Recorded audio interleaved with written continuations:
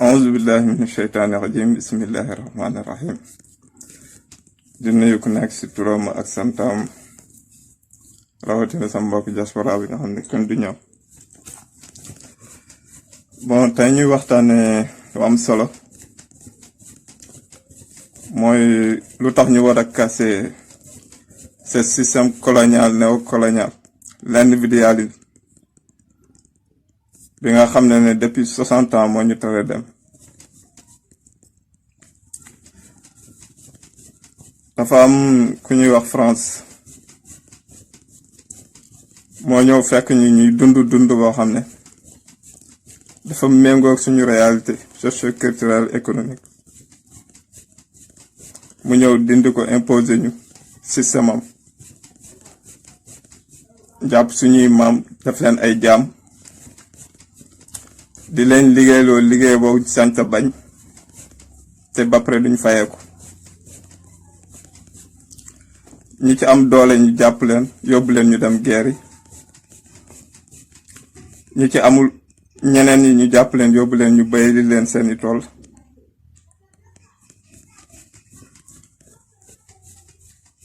ba pare imposer ñu système éducatif boo xam ne méngoowul ak lu àdduna laaj tey. moo tax ngay gis étudiant boo xam ne day def ci système éducatif bii nii plus de 20 ans dem ba université te du am métier ndax système bu bon. système éducatif boobu tamit moo waral chaque année plus de 300 000 demandeurs d'emploi di ñëw ci marché du travail te duñu am fuñu leen def parce que tout simplement système bu bon.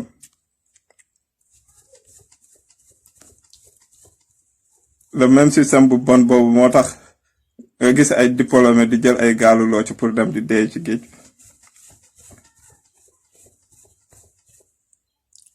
même système bu bon boobu moo tax ñu am système de santé boo xam ne ku amul xaalis du faju.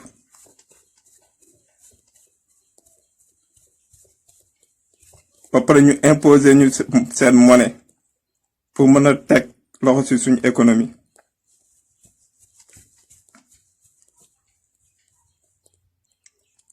ba pare ñu imposer ñu waa ni benn système boo xam ne assemblée nationale du am benn indépendance ci kanami pouvoir exécutif su fekkee moom moo am majorité. ba pare ñu imposer ñu benn système judiciaire boo xam ne procureur ci ministre de la justice la dépendre te ministre de la justice président moo koy nommé par décret. donc mun naa joxe tant d'exemples pour wane rek lu tax ñu war a casser ci système la.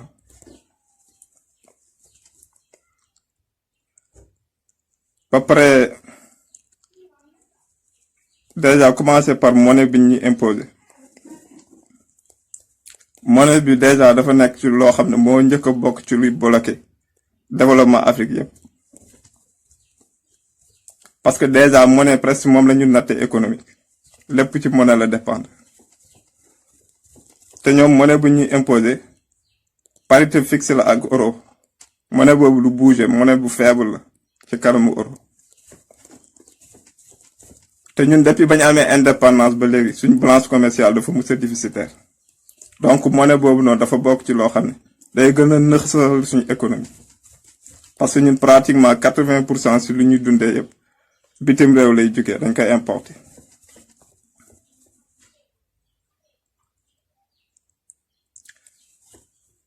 ak ay contrat yoo xam ne dañ koy signer ak les pays occidentaux te Afrique du ci gis boppam. parce que tout simplement ñoom ñooy décréter les règles de jeu.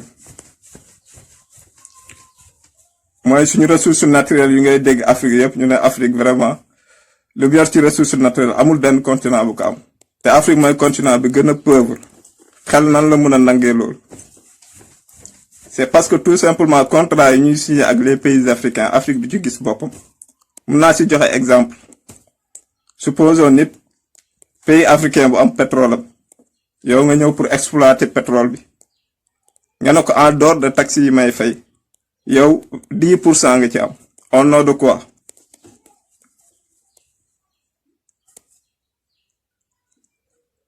ba pare ñu ñëwaat imposer ñu benn système bancaire bu monstre boo xam ne day enrichir ñi riche ñi pauvre ñu leen di gën a appauvrir.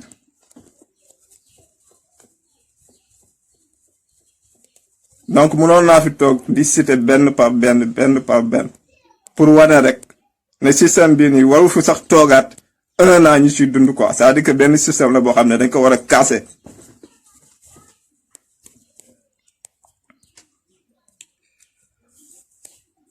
may profité di woo mouvement yëpp activiste artistes musiciens diaspora bi ak les médias panafricains ku mel ni Média Afrique ñu organiser une grande manifestation partout dans le monde entier le 25 décembre pour dire non à l'écho de Macron tant que le pari fixe avec l'euro n'a pas changé. Ba pare ñu koy def une fois par semaine ba keroog ñuy am gain de cause ñu choisir ay lieux yu symbolique di ko fa defee ndax le moment est venu pour ñu poser les vrais problèmes de l'Afrique ñu teg ko ci kaw table bi andi ci ay solutions parce que mënatul continuer. Bon, je lance un appel à tous les mouvements, activistes, artistes, musiciens, d'organiser la résistance le 25 décembre partout dans le monde entier. Je peux citer un combattant comme Kémi Séba, Mouvement Y en a marre, Frappe, Balai Citoyen de Burkina, et tant d'autres, et la diaspora. Et surtout Afrique Média, d'organiser ça avec les autres médias panafricains pour accompagner ce mouvement-là, pour dire non à l'écho de Macron tant que la parité fixe avec l'euro n'a pas changé, et de le faire une fois par semaine jusqu'à avoir gain de cause. Le moment est venu pour l'Afrique pour poser les vrais problèmes sur la table et y apporter des solutions. Vive l'Afrique! Vive les combattants. Merci. A'uuzu billahi minash shaytaani rajim. Bismillahir rahmanir rahim. Di nuyu ku nekk ci turam ak santam. Rawatina sama mbokk diaspora bi nga xam ne kenn du ñëw. Tey ñu ñëwaat di waxtaanee lu am solo muy lu tax ñu war a casser ce système colonial néocolonial. L'impérialisme, le capitalisme et l'individualisme.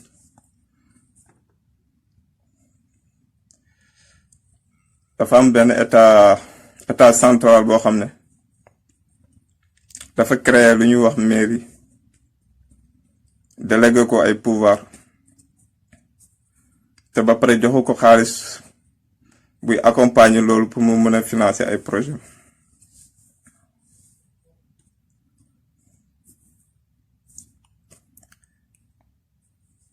moo tax suñ mairie yi li ëpp si lu ñu mën a def mooy imprimer ay extrait de naissance, ay acte de décès, ay certificat de mariage wala délivrer ay terres ay entreprises étrangères pour en retour si suuf ñu mën ci am ñoom biñ naanee café ko. te population bi du loolu la ñuy xaar ci mairie ci état aduna bu moderne.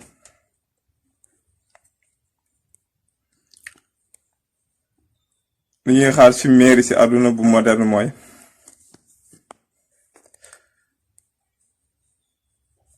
am ay maire yoo xam ne non seulement bu ñu leen xasee ba li ñu leen faree la ñu njëkk changer système bu ñu leen faree la ñu njëkk changer mooy que parti politique yi dootul fal ay maire mais commune bu ñu nekk population bu nekk foofu ñooy fal seeni maire ñooy choisir seen maire fal ko.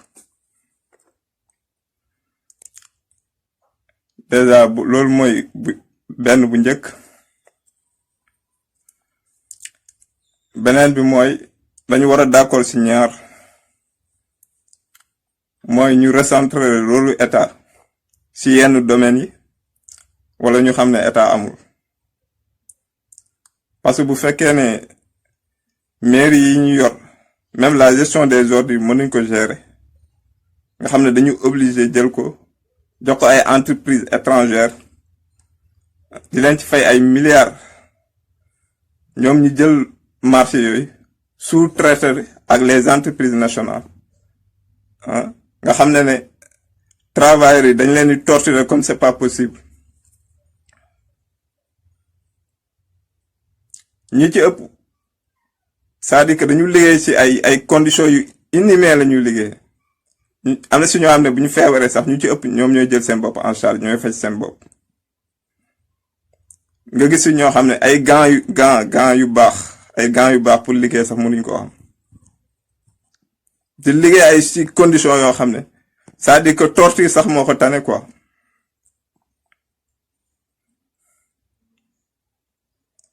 donc lu ñuy xaar ci mairie ci état bu moderne mooy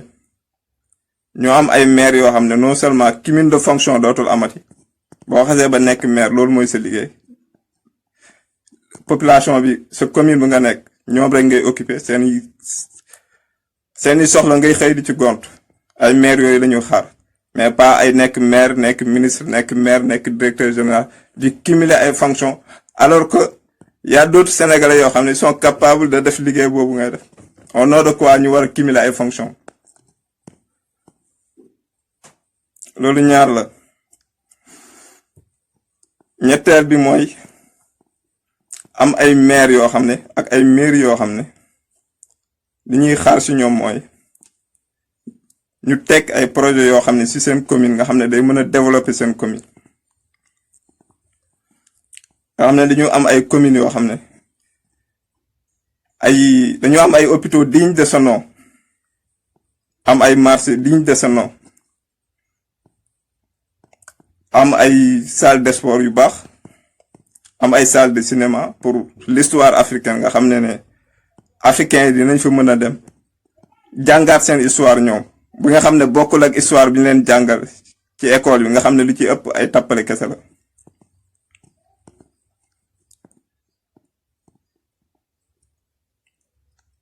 ba pare ñu mën a andi appui sur les écoles publiques ak les daara nga xam ne dinañ leen appuyer ba nga xam ne peut-être jafe-jafe yu bari surtout côté daara école publique sax bon mën nañu wax ne ñoom tane nañ ndax état bi mu ngi leen jël en charge mais ñi nekk ci daara yi nga xam ne dañ leen bàyyi seen bopp te loolu yëpp dafa am histoire mu ngi jógee ci colonisation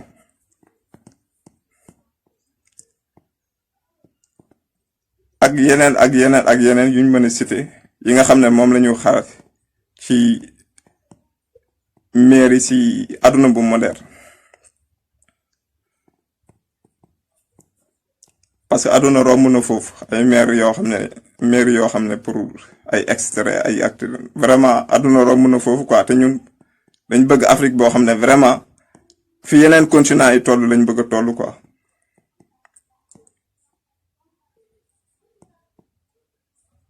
donc loolu benn logique la rek pour wan leen rek lu tax ñu war a casser ce système là ce système colonial néocolonial la l'impérialisme ah ak le capitalisme ak l'individualisme nga xam ne dañ jël àdduna bi yëpp en otage te tey ñu ëpp ci àdduna bi yëpp d'accord nañ ne système bi dañ ko war a casser mais système bi aussi pour ñu casser ko dafa laaj ay sacrifices yu bari parce que pratiquement ñi imposer système bi ñoom presque ñooy doxal àdduna bi donc lu ci ëpp ci àdduna bi ci seen loxo la nekk donc pour casser ko dafa laaj ay sacrifices yu énorme ci ku nekk côté bu mu nekk surtout les Africains nga xam ne ñoom lañ jël seen continent ba ko def benn panier ménagère quoi alors que ñoom ñi nga xam ne ni ñoo nekk ci continent boobu ñuy dund loo xam ne xel sax mënu ko nangu quoi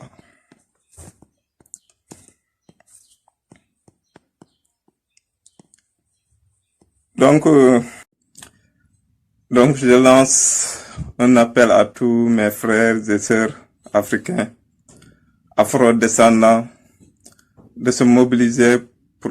organiser la résistance. L'Afrique est en guerre. L'Afrique est en guerre contre l'impérialisme. L'Afrique est en guerre contre le capitalisme. L'Afrique est en guerre contre l'individualisme.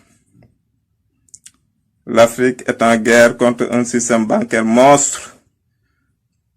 qui vient tuer nos banques de développement pour boire le sang des Africains. L'Afrique est en guerre contre des bandits qui veulent maintenir l'Afrique dans son état de pauvreté.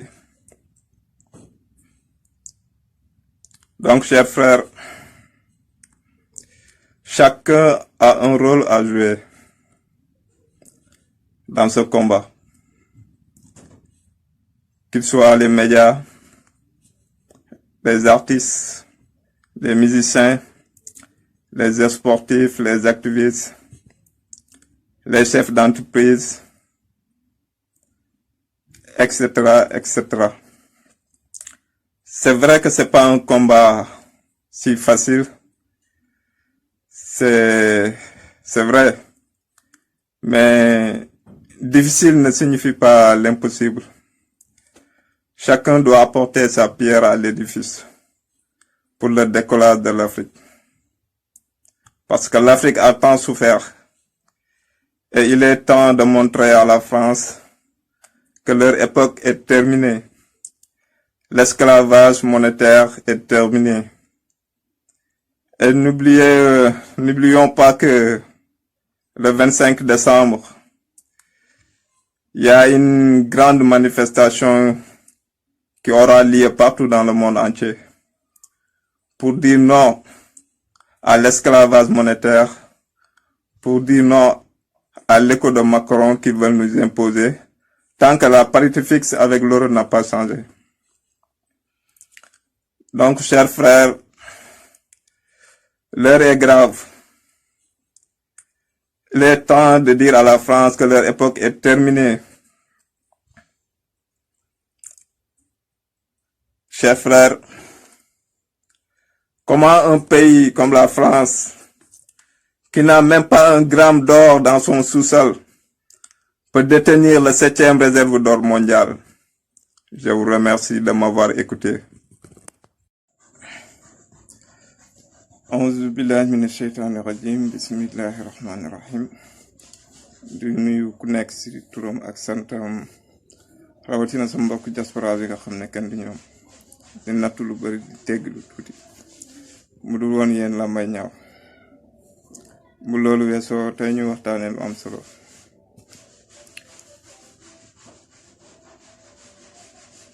muy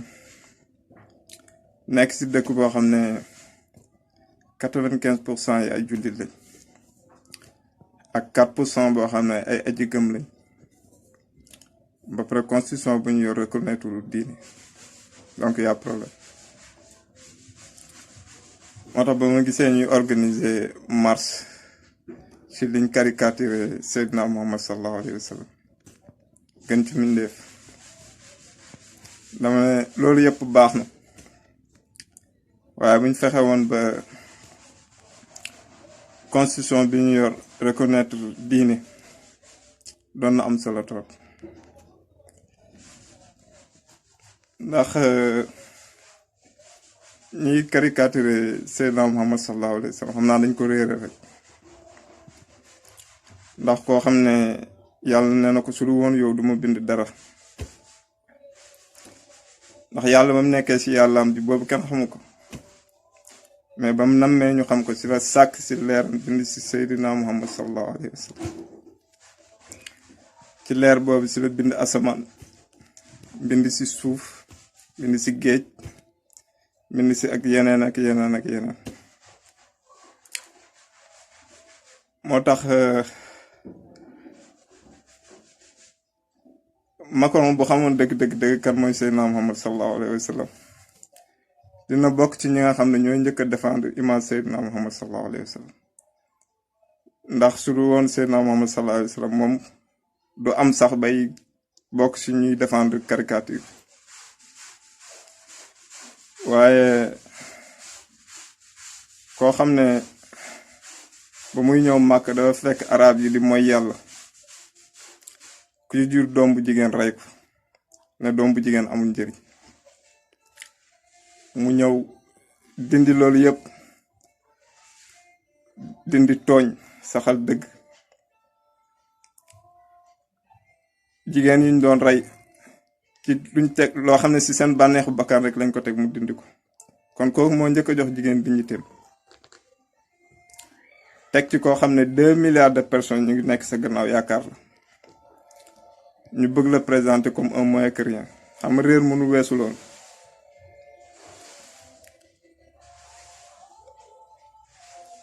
waaye loolu yëpp day delluwaat ci jullit yi rek ñu war a poser waat question ñoom seen bopp bon loolu parenthèse bu ndaw la woon rek di wax ci mbëkk mi muy lu doy waar ñëpp xam nañ ne jeunesse mooy matière premier wu dëkk bu jeunesse boobu demee ba yaakaaram tas ba nga xam ne benn solution rek la am mooy jël gaal looc pour dem dee ci géej bi non boobu dëkk yaa problème ndax bu fekkee ne jeunesse dañ ko xañ lépp luy àqam ak yelleefam ba nga xam ne dëkkam étranger la biir dëkkam moom ñu seetaan ko bàyyi ko bunt yëpp ñu tëjal ko ba pare jël géej bi bazarde ko daf ko ay licence jox ko ay bateau ñuy ñëw di napp li nga xam ne góorgóorlu yi dañ si lañu war a napp presque 1 an di si dund ñoom dañuy ñëw napp ko si 1 heure de temps lem seen gaal dem seen yoon waaye léegi jeunesse boobu bu demee ba amatul benn porte bi muy def benn solution rek la am mooy tuxu dem uti dund bu gën te bu fekkee dund bu gën boobu muy uti nañ ko tëjal aussi bunt yi nga xam ne ci la war a jaar pour uti ko muy ambassade nga xam ne dañuy ñëw encaisser xaalisu jaamu yàlla yi te leer na leen leer yàlla duñ leen may visa mais li leen intéresse rek mooy 50 000 yi ñuy récupérer par jour sur combien de personnes léegi bu fekkee jafe-jafe yi yëpp dafa taxaw ci kanamu jeune bi mais jeune bi benn solution rek la mooy jël gaal loo ca topp bateau yi nga xam ne dañ ñëw sàcc seen alal ñu topp bateau yi pour jëli seen alal c'est aussi simple que ça en complicité avec suñu dirigeants yi nga xam ne dara yitteelu leen du seen propre intérêt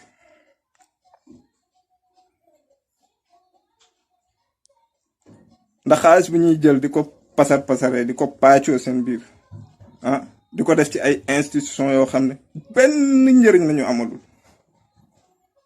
buñ ko investiroon ci jeunesse bi dina tal leneen lu dul jël ay gaalu loo ci dem di dee ci géej bi parce que pour man jeune boo xam ne moom pare na pour jël gaal loo ci pour dee ci géej bi jeunesse boobu kay yomb naa dimbale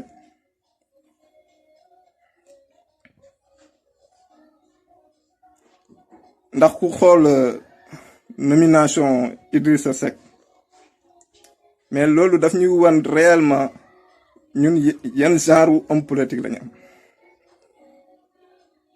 parce que Idrissa Seck moo fi taxaw ci kanamu Sénégal yépp ne bés bu faloo conseil économique social et environnemental da koy dindi parce que amul benn njëriñ tey àdduna di dox bañ namee ko ci poste boobu mu occupé ko ba pare mu waxaatoon nañu ne moom benn patron rek lay am li des ci carrière politique am mooy peuple bi loolu liñ ciy déggee rek mooy waxu Idrissa Seck dollar la day yéeg di wàcc jarul door sa doom mais mu ñu wanaat beneen jàngat ci politicien classique yi fi nekk depuis 60 ans lenn rek moo leen yittal mooy nan lañu pàccooyee alal réew mi nan lañu defaree seeni biir et puis le reste il s'en fout may interpeller jeunesse bi na wax nañ jël seen responsabilité engagé wu jëlee fu système bu bon bi nga xam ne 60 ans mu ngi fi jéemul régler seen problème lijjantewu ko sax donc nañu engagé wu xeex pour jëlee fi système bu bon bi ak seeni complice yi fi nekk di dundal système bi maa ngi nuyu ñëpp di sant ñëpp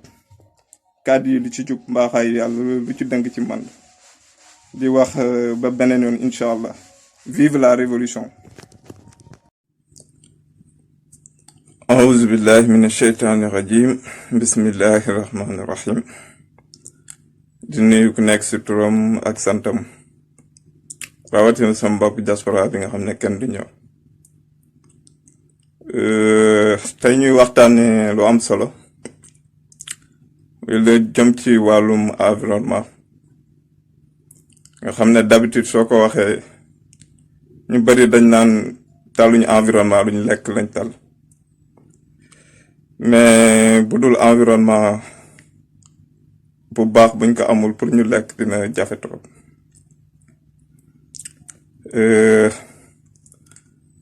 ndax yàlla ba mu bëggee bind doomu aadama dafa waxtaan ak malaaka yi na leen ma bëgg a bind doomi aadama wàcce ko ci suuf doomi aadama ne ko yàlla loolu doy na waar ñu ngi lay jaam guddeeg bëccëg nga bëgg a bind keneen wàcce ko ci suuf mu yàq suuf si di rayante di tuur deret yàlla na leen xam naa li ngeen xamul waaye malaaka yi amoon nañ dëgg waaye yàlla it am na dëgg ndax doomu aadama yooyu yàlla bindoon wàcce leen ci suuf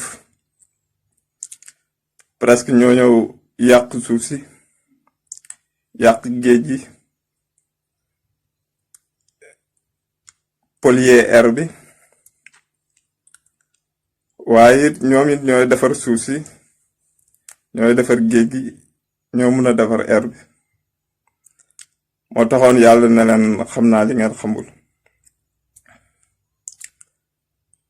ndax bu fekkee ne nit day dund te dund ci environnement bu baax day mel ni koo xam ne day lekk lu bon génne ko ba pare lekkaat ko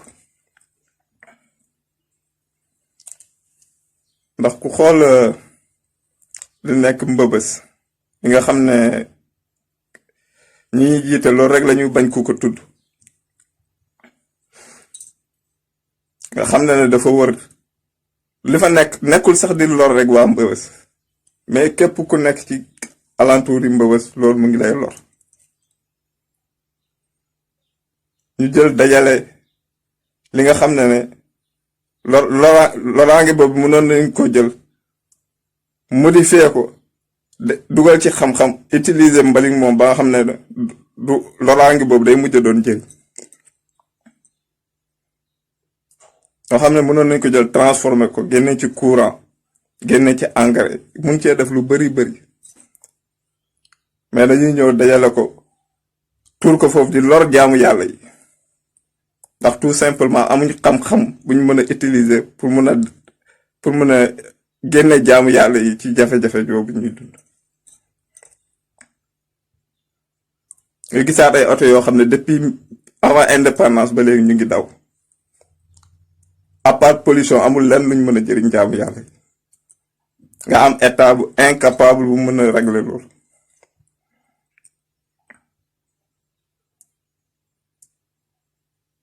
ba pare ñu bëgg ñu wax ne ñun ñoom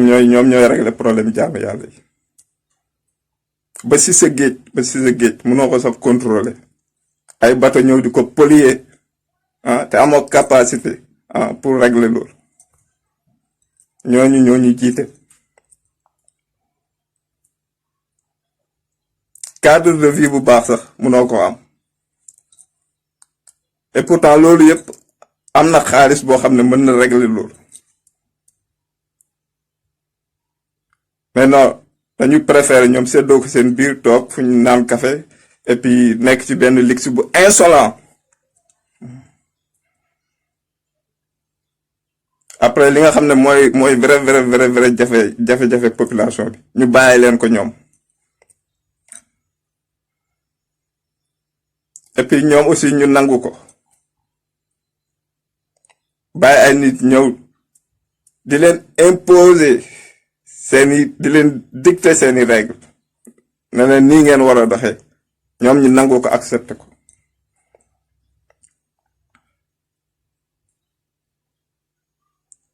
di wax ne lu jëm ci wàllum environnement jeunesse bi nañ si jóg jàpp ci bañ a xaar ñi nga xam ne ñoo ñuy jiite ndax bu dee ñoom kese la ne bokkul sax seen programme parce que lijjante wuñ ko.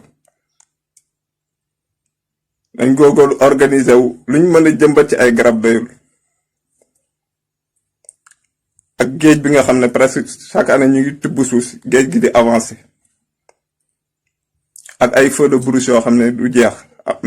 même loolu nekkuñ en mesure sax pour régler problème yi ba léegi ngay gis ay feux de brousse. donc may wax jeunesse bi nañ gën a organiser wu moo xam environnement la moo xam lépp ñu jël seen destin en main jàmmaarloog les délinquants financiers yi nga xam ne ñoo fi nekk di ñu jiite ak di défendre leur propre intérêt bàyyi leen seen jafe-jafe yéen. maa ngi nuyu ñëpp di sant ñëpp kàddu yi lu ci jub mbaaxay yàlla lu ci dëng ci màlla. asalaamaaleykum wa rahmatullah taala wa barakatu. auzu billahi mina sheytaani rajim bismillahi rahmaani rahim. di nuyu ku nekk ci turam ak santam rawatina sama mbokk diaspora yi nga xam ne kenn du yéen. malgré coronavirus bi nga xam ne dafa ñëw pour na saxal économie yi wàññi li nga xam ne diaspora bi moom la doon yónnee waaye teewul yéen a ngi ci ñàkk jëriñu kenn du yéen. bu loolu weesoo at bi guddoon na metti woon na lu bari xaw na ci waaye yàlla def na mu jàll ci jàmm ñu war ci tirer ay jàngat ba pare def évaluation ci fu ñu jógee fu ñu toll ak fu ñu jëm ci combat yu ñu mené pour la libération de l'Afrique. pour libérer Afrique dafa laaj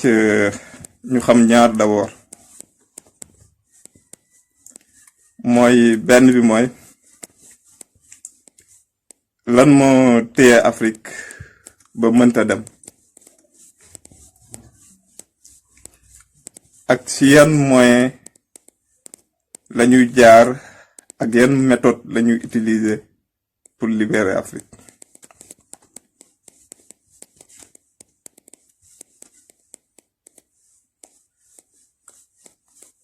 benn bu ci njëkk mooy lan moo tax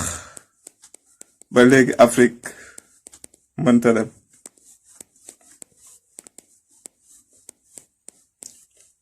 dafa am dëkk bu ñuy wax France moo ñëw fekk ñu dund boo xam ne dafa méngoog suñu réalité socio-culturelle et économique. ñoom ñu ñëw imposer ñu seen système nañu yéen ci yoon bii ngeen war a jaar nii ngeen war a dundee nii ngeen war a doxalee.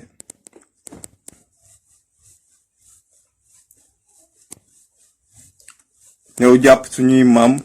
def leen ay jaam ñii ñu yóbbu leen ñu dem béyali leen seeni tool ñii ñu yóbbu leen ñu dem géerali leen parce que moment boobu fekk na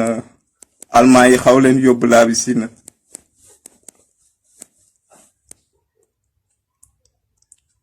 ñu dem xeexali France pour libérer France te foofu sax dafa jar taxaw ndax malgré xeex boo xam ne dañ leen ko imposer ñoom pour ñu def ko gannaaw bañ defee xeex boobu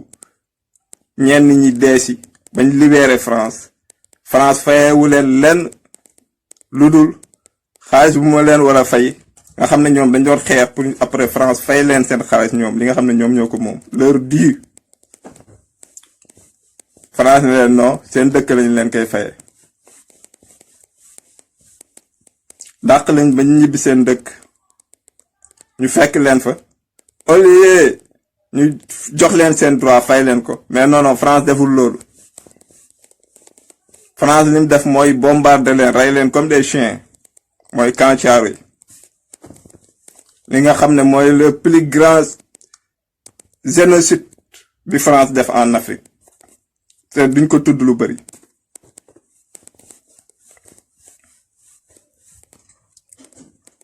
ba pare ñu ñëw imposer ñu seen système éducatif pour ñun ñu jàng seen histoire yu maam jàng seen culture et tradition comme ça après ñun dañu nekk ay complexe seen kanam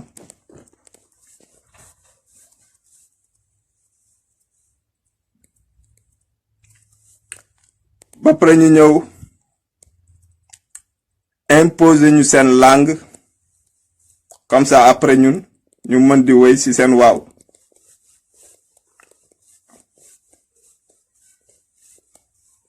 yemuñ ci loolu ñu imposer ñu seen monnaie pour mën a teg loxo ci suñu économique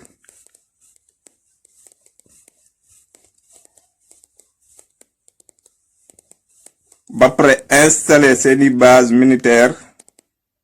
pour que képp koo xam ne jug na pour résister ci nooteel bi nga xam ne France mu ñu ko doon noot ñu dal sa kaw mooy comme li xew Niger dëkk bu mel ni Niger nga xam ne des fois dañ koy qualifier comme dëkk bu gën a ndóol ci àdduna bi et pourtant loolu nekk réalité nekkul benn réalité loolu ñuy wax parce que tout simplement Niger bu ñuy wax ne moom mooy dëkk bu gën a pauvre ci àdduna bi c'est faux parce que Niger boobu noonu mooy alimenter 70% bu courant bu France di utiliser naka la dëkk bu pauvre mën a alimenter 70% ci dëkk boo xam ne nee na yow yaay la 7e puissance mondiale xel naka la mën a nangeeloo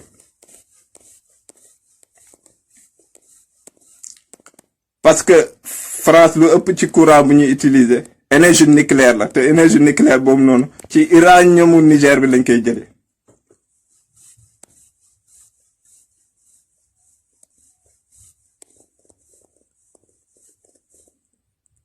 te noonu laa ko mën a waxee aussi ci Mali ndax ba ñu intervenir Mali kenn demandé wu leen pour armée française ñëw intervenir foofu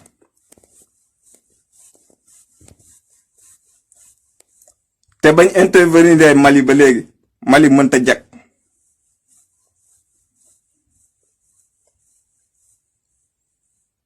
moo tax ba président wu G5 yi daje ne vraiment dañ bëgg base militaire française yi ni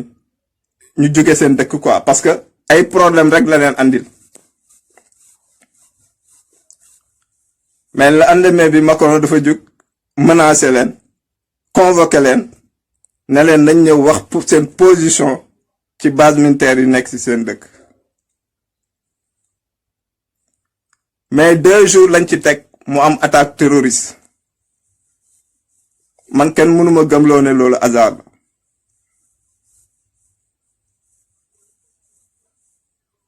donc noonu laa ko mën a waxee ci centre Afrique noonu laa ko mën a waxee ci yeneen dëkk parce que même système bi lañ installé partout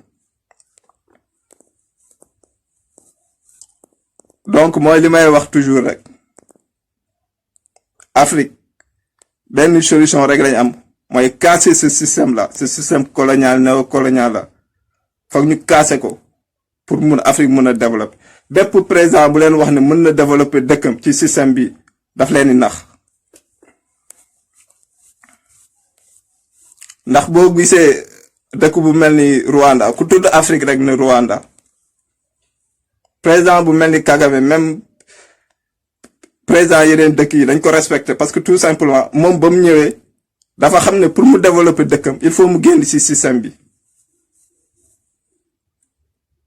moo tax ba mu ñëwee dafa casser système bi teg ay projet wu boppam développer dëkkam moo tax tey Rwanda boo ko tuddee dëkk bu ndaw la ci population mais dëkk bu mag la comme exemple Afrique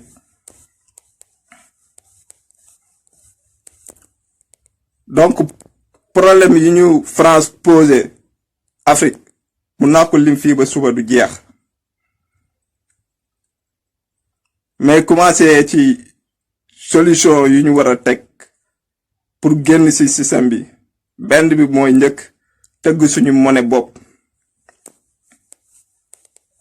monnaie boo xam ne yoonu France du ci nekk France da ci génn ba set wecc monnaie la boo xam ne ñun ñoo koy gérer suñu bopp suñu monnaie bopp mën nañ ko gérer am na ay dëkk yu du jeex yu fi yor seen monnaie di ko gérer donc gérer monnaie loolu nekkul problème bu ñu France gëmloo ne ñun mënuñ gérer monnaie c'est faux ba pare monnaie boobu day nekk monnaie boo xam ne parité fixe ak euro bi day dëñ day nekk monnaie boo xam ne dañ koy lëkkaloog ay monnaie yu bari ba pare mu am convertibilité ak yeneen monnaie yi ba nga xam ne dina après day nekk monnaie bu forte parce que am na ay ressources naturelles yu ñu mën a permettre ñu am monnaie bu forte comme euro comme dollar ak yeneen monnaie yi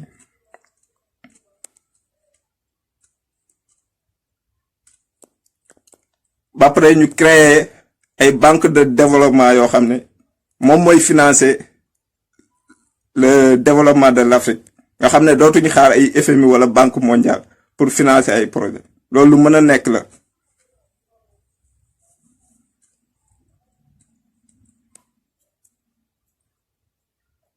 ba pare ñu créer benn force de défense boo xam ne pour Afrique la nga xam ne day mën a intervenir partout en Afrique nga xam ne bu dara xewee fenn ñoom force boobu mën nañ intervenir nga xam ne duñu xaar ay ONU ak ay yu ma mënta wax Afrique ñooy gérer seen bopp seen sécurité gérer ko seen bopp lu mën a nekk la gannaaw bañ tëggee seen monnaie créer seeni banque assurer seen sécurité ba pare nag ñu commencer di transformer seeni ressources naturelles Afrique mën na transformer ay ressources naturelles gannaaw bu mu transformer ay ressources naturelles mu fixer ay prix bañ di subir ay dictats ñoo xam ne dañuy ñëw naan ko ñun ñooy fixer prix yi non Afrique day jugee ci loolu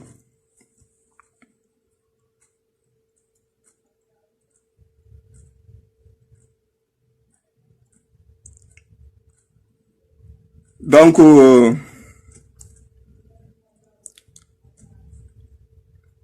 li ma mënoon a wax vraiment ci que bari na mais li may wax mooy africains yi nañ dajaloo sur l'essentiel pour mën a défendre seen intérêts comme ni ko Union européenne di defee di dajee saa su ne pour défendre seen intérêt ñun aussi africains yi noonu lañu war di dajee malgré suñuy différence ñuy dajee sur l'essentiel pour mën a défendre les intérêts de l'Afrique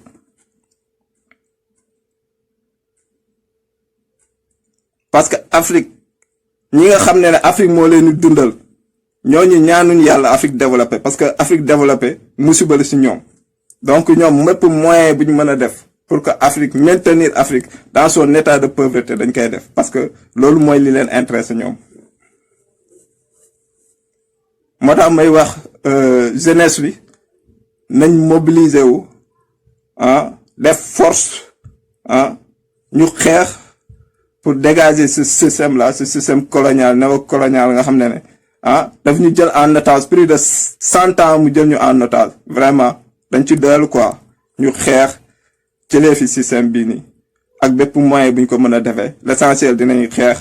ba daaneel système bi ci kàttanu yàlla di nuyu ñëpp di sant ñëpp kàddu yi lu ci jub mbaaxaay yàlla lu ci dëng ci man la waaye amoon naa yéen a wax loo xam ne day jëriñ di wax asalaamaaleykum wa rahmatullah taala wa barakaatu. auzu billahi mina sheytaani rajim bismillahi rahmaani rahim di nuyu ku nekk ci turam ak santam rawatina sa mbokk diaspora bi nga xam ne kenn du ñoom. bon tey ñu waxtaane lu am solo mooy lu jëm ci wàllum santé wér-gu-yaram nga xam ne moo jiitu ci nit ba pare balaa ñuy wax économie d'abord day fekk ñu am wér-gu-yaram d'abord moo tax waxtaane ko day daal di am solo trop.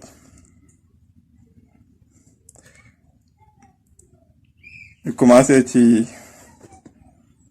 d'abord système de santé bu ñu yor mu nekk système de santé boo xam ne ku amul xaalis soo feebaree doo faju nekk ci dëkk boo xam ne sa population mu ngi toll ci 17 millions 46 mille 655 habitants ñi judd ci at bi mu ngi toll ci 17 mille 555 habitants ñi dee ci at bi ñu ngi toll ci 2958 habitants nga yor population bu toll noonu te amoo 10 hôpitaux yoo xam ne am nañ plateau technique digne de ce nom.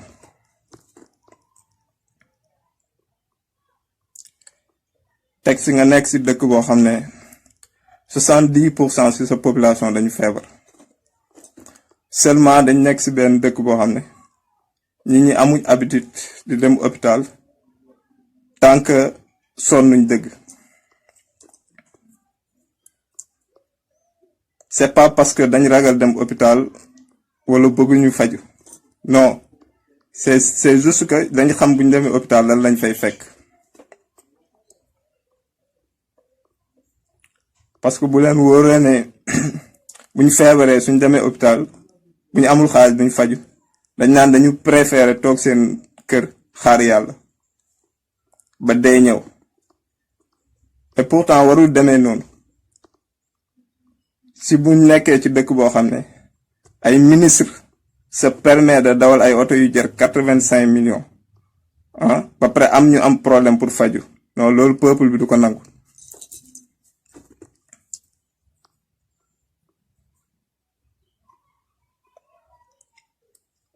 donc système de santé bi ñu yor dafa laaj ñu réformer ko repenser ko fexe ba région bu nekk am plateau technique digne de ce nom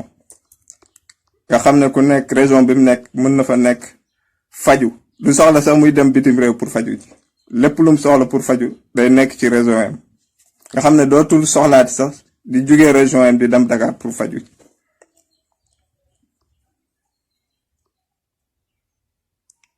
donc buñ fexee ba région bu nekk am plateau technique digne de ce nom agent de santé yi ñu mettre leen ci condition yu baax comme niñ ko defaree ministre ndax ministre yi wala député yi gënu ñoom méritant agent de santé yi. ba pare ñu teg ay projet yoo xam ne day méngoog suñu réalité socio-culturelle et économique. sànni fële OMS nga xam ne bokkuñ ay intérêt. OMS day défendre intérêt les lobbies pharmaceutiques l'industrie pharmaceutique ñooñu la OMS di défendre seen intérêt. moo tax li ëpp ci xaalis bu OMS di financer ci ñooñu lay jógee mooy l'industrie pharmaceutique. donc ci xaalis boobu la OMS di jël di ci mosal yenn état yi pour ñu xeex coronavirus mosal ci yenn presse yi pour ñu def promotion coronavirus. bon c'est vrai que coronavirus lu am la et ça tue problème bi nekkul foofu. problème bi mu ngi nekk ci liñ bëgg imposer nit ñi ay rythme yoo xam ne méngoowul ak suñu réalité socio-culturelle et économique ñu bëgg ñu ko imposer. parce que déjà ñun dañu am ay état yoo xam ne seen pouvoir dafa sax jéggu dayo c'est-à-dire que boo amee benn état boo xam ne pouvoir exécutif sa loxo la nekk, pouvoir législatif sa loxo la nekk, pouvoir judiciaire sa loxo la nekk, loolu doyul nga bëgg ci yokk yeneen pouvoir def état d'urgence, couvre-feu, 21h, et peuple bi dans tout ça moom mi nga xam ne moom pouvoir yooyu yëpp moom ana pouvoir am moom peuple bi. te dëkk bu mel ni Sénégal képp kuy fay def couvre-feu 21h soit da nga xamul Sénégal wala soit bëggoo jàmm, ñaar yooyu rek moo am. ndax Sénégal bu ñu fa defee couvre-feu 21h ministres yeeg députés yeeg ñoom oligarchie ñoom ñi nga xam ne benn minorité bi nga xam ne ñoom ñoo accaparé li baax ci dëkk bi yëpp féetoo ko, ñoom bu ñu ko defoon 16h sax amuñ problème parce que ñoom ku ci nekk sa kër yaa ngi 4 frigo yoo xam ne c'est rempli, bon y a pas de souci. Par contre baadoolo bi nga xam ne moom day góorgóorlu yor benn 300 am wala benn 400 am nga xam ne day xaar ba guddi, xaar ba maire bi génn 21h mu mën ci lijjante benn cere wala benn fondé, mais kooku nan ngeen koy def? wala maire boobu nga xam ne li muy génn di jaay 21h si la yaakaar moom pour régler ay soxlaam, kooku nan ngeen koy def? manque à gagner boobu mu doon am fan la koy jëlee, nan ngeen koy def?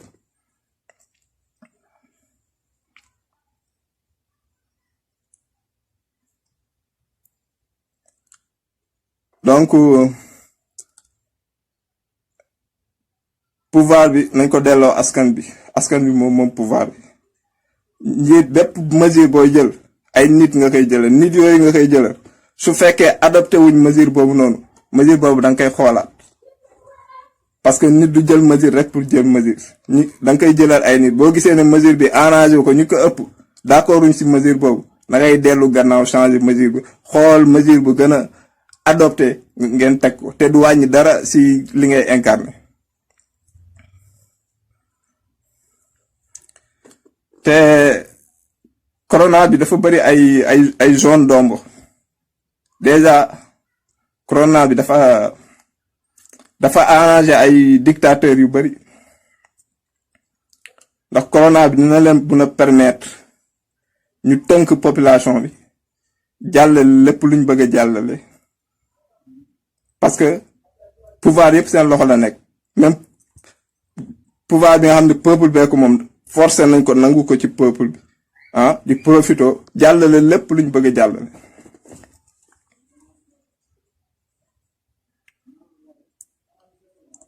donc di wax jeunesse bi nañ jug taxaw dëgër, ànd ak vigilance bu mat sëkk, xeex seeni droit. nit li nga moom bur xaar ñu jox la ko, da ngay xeex jël ko. beneen bi ci topp mooy mesure barrière yi nañ ko respecté, loolu amul lenn lu muy wàññi. ay takk masque, raxasoof saabu, yooyu amul problème, yooyu nañ ko respecté. mais li nga xam ne seen droit la, xeex leen ba jël ko, bu leen xaar kenn ku leen koy jox, parce que kenn du leen fekk si jox leen ko, yéenay xeex ba jël ko. di wax pays africains yi nañ boole seen doole, créer benn force pour mën a nekk partenaire ak OMS, nga xam ne du doon loo xam ne OMS day ñëw rek di leen dicter ay règles ñu koy def, mais day nekk entre partenaire ak partenaire. ba pare ñu favoriser télémédecine, nga xam ne dina mën a am échange entre les médecins africains, xam ne bu amee médecin boo xam ne am na malade bu ko jaaxal, dina mën a contacter beneen frère médecin am